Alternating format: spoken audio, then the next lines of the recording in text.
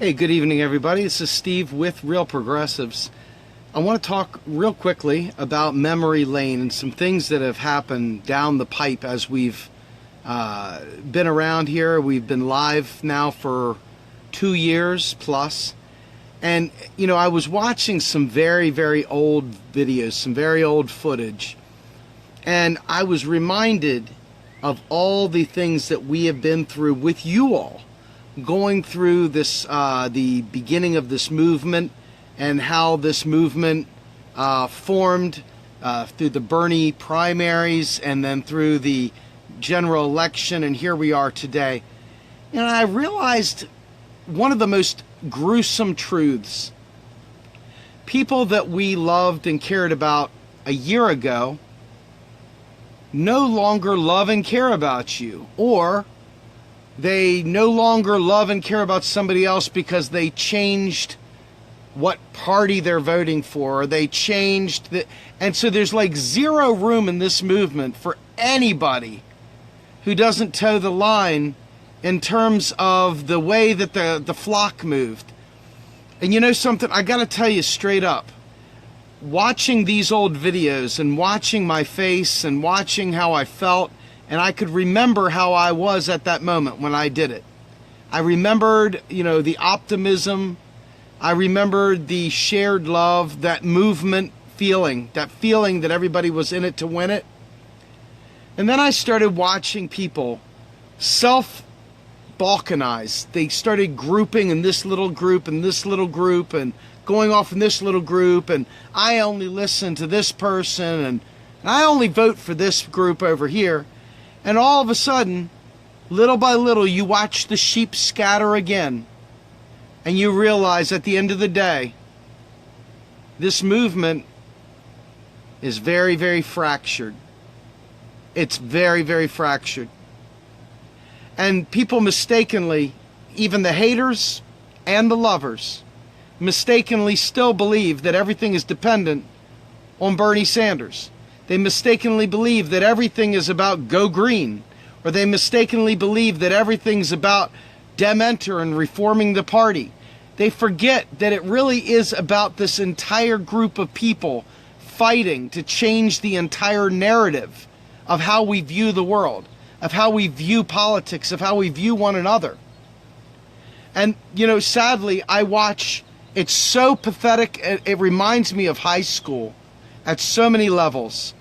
The way that people will follow this person for a little while, they say something wrong, then all of a sudden they tell you, I'm unfollowing you, you said something I don't like, and then they move over here, and it's like, you know something? You're going to love the GOP for another 4 years. You're going to love the Donald Trump movement. You're going to love a balanced budget amendment. You're going to love all the austerity that the GOP brings to the table. If we as progressives don't unseat the Democrats and don't unite together and really make something happen.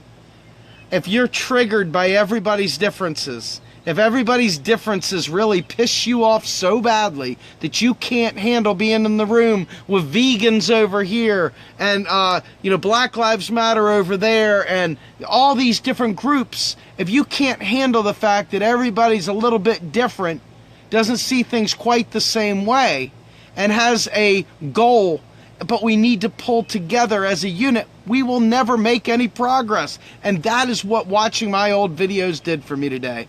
It reminded me of what it was like back when people were not too cool for school.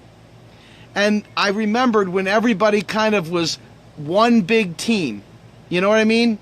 I'm still a progressive. I love Bernie. I love Jill. I love the Greens. I love MMT more than any of that, though.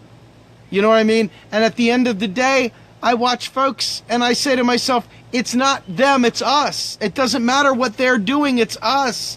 Make them serve us, or this is nothing. We fail miserably. We get we get nothing. And I'm trying to say to you all this. Ultimately, we even follow the cult of personality within the media. We follow the cult of personality with politics. We follow the cult of personality in who we think is cool and who we think is not cool.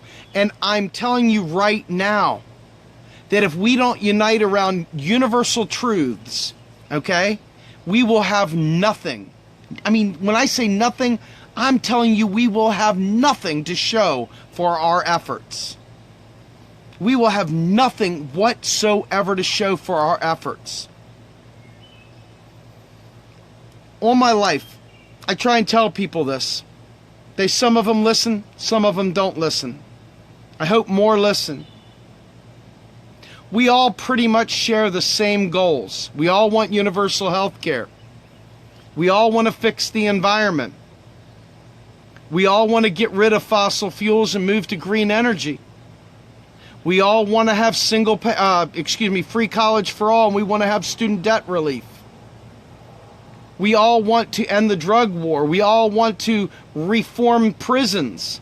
We all want to end private prisons. We all want to bring about community policing. We all want to end racism. We all want to end patriarchy and bring equality to the forefront. We all want these things. But it can't be done in scattered singles. And I'm telling you right now, every single one of the things that we want, from ending poverty, you name it, all of it is highly dependent on the economics that were presented from Stephanie Kelton during the primaries. Now, sadly, convincing people that they deserve better than what they get has been a Herculean task. It has been Herculean. People are more than content pretending like the United States, the creator of the US dollar, is broke. They're content allowing people to die without health care. They're content in letting the planet become uninhabitable by continuing to believe that we cannot afford to move to green energy today. They continue to allow people to be strapped with $1.2 trillion worth of student loan debt. They continue to allow people to die in poverty because they don't believe the United States has the ability to pay for and do all these things. And Daniel Goheen's got his quotes that he clicks through every time. I love you, Daniel, but I'm trying to make a message. Hopefully you'll help me present this message instead of presenting 40 other messages while I'm doing this. Because you're a big helper when you do it. But right now, you're sending people off in different places. Okay? What I'm looking for us to do is to remember that every one of the issues that you have asked for, that you have fought for, that you claim to care about, every single one of them is dependent on us not believing that we have to cut spending. You realize that none of the things that you want can be done if you believe that we've got to tax our way to get there. You believe that we have to somehow or another find the money. Folks, we don't have to find the money. Every dollar is keystroked. If you believe we have to find the money, we will never have anything. So 2018 is going to come around. Even if we find a way to reunite and find that loving feeling again, we still haven't even touched the stupid in our movement to bring about people understanding that we can afford all of this stuff. Can you imagine? Can you imagine if we took our issues seriously instead of pretending like we care about them and then talking about the Rothschilds 5 minutes later? Can you imagine if we actually really bonded around the things that we actually had some control over? You know, you want to fix the elections. Well, guess what? The people that are in power to make the laws to change those elections are not going to change them without us standing together in unity, demanding that they change the way the elections are done, changing back to paper ballots, changing the way that third parties get onto the debate stage. We are never going to get any of that if we don't unite to push those issues. But sadly, and I know you guys have seen this, I know you've seen this, we are surrounded by very, very, very petty people. I mean, we are inundated with petty people, very, very petty people that get into personalities and start fighting and sniping at each other, distracting from life-saving things. The pettiness is all about lethalness to the poor. The pettiness is all about literally killing people, though they are too wrapped up in their own bullshit to realize that their pettiness is lethal to the poor. And it is lethal to you and I, who may have illnesses that our insurance doesn't cover today, because too many people want to bicker and talk about, well, he's this and he's that and she said this and she said that, and wah. If you all don't understand the fact that, number one, let's get this down and let's get it right. We can afford the entirety of Bernie Sanders' platform, with or without your blessing about it being Bernie's. Who gives a fuck whether you like Bernie or not? I'm not here to defend Bernie. I care about the platform. If that offends, I'm not here to make you happy. I'm here to tell you truth. I want to live in a world where my children inherit a New Deal America. I want to live in a world where we are actively striving to stop fighting wars constantly, where we have endless supply of money to bomb the shit out of people, but we are all of a sudden broke when it comes to single payer. I want to live in a world where we stop making excuses for fossil fuels and we start really pouring loads and loads and loads of digital money and paper dollars into funding the development and the expansion of green energy.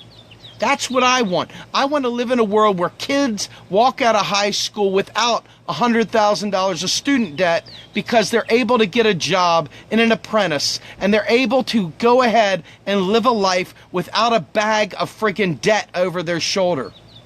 I am so tired of the pettiness in this movement. I am so tired of the worst one is the microaggression people. He triggers me. His style bothers me. I'm so offended. It hurt my feels.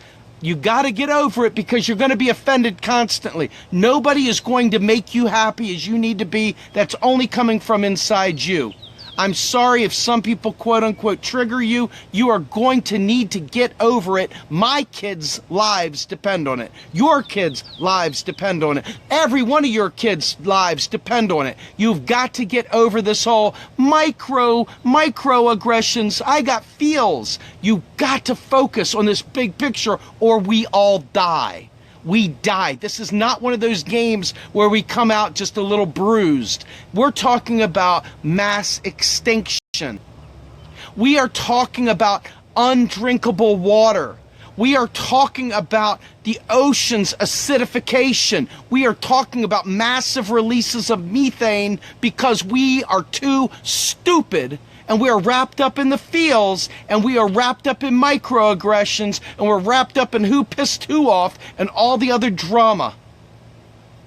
Folks, near-term mass extinction is here.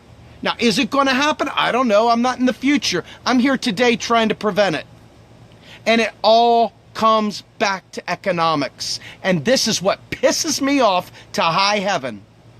If you don't like economics, well, then you must not like living. You must not like your kids living. You must not really want single payer. You must not really want student debt forgiveness. You must not really want any of those things. You must not want the bridges repaired, and you definitely don't want high-speed rail, and you don't want dental care, and you certainly don't want vision care. And my God, you don't want free fucking paid family and medical leave. You don't want any of that stuff. You don't want to be able to fund mental health care to prevent mass shootings. You don't want to have mental health care to prevent suicide.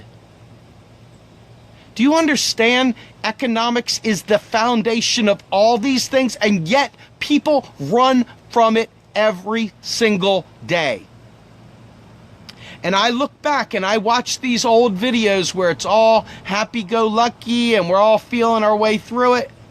And I say to myself, I should have been a real dickhead back then instead of trying to be sweet. I should have been maniacal back then. I should have been flipping lids and going crazy back then. I should have absolutely been tossing tables in the temple to ensure that people hear the message. Because I'm telling you right now, there are people following dummies. People that are just a good personality, make you feel good, you like watching them, whatever, but these people don't know their ass from their elbow about economics. And because of that, they're sitting there taking you to Global Research CA, freaking Zero Hedge, Ron Paul's blogs, and all the other Peter Schiff nonsense at 3 a.m., and they are polluting the movement with idiocy. They are polluting the entire movement with idiocy. Lethal idiocy. And folks, I'm telling you right now, if you don't get this, we're screwed. Now, coming up at 7 p.m. Eastern Standard Time, Mike Sionato will be going live. And then, of course, at 8 p.m. Eastern Standard Time, you're going to have myself and Ellis Winningham ready to rock the world. Have a good night, everybody. I'll talk to you soon.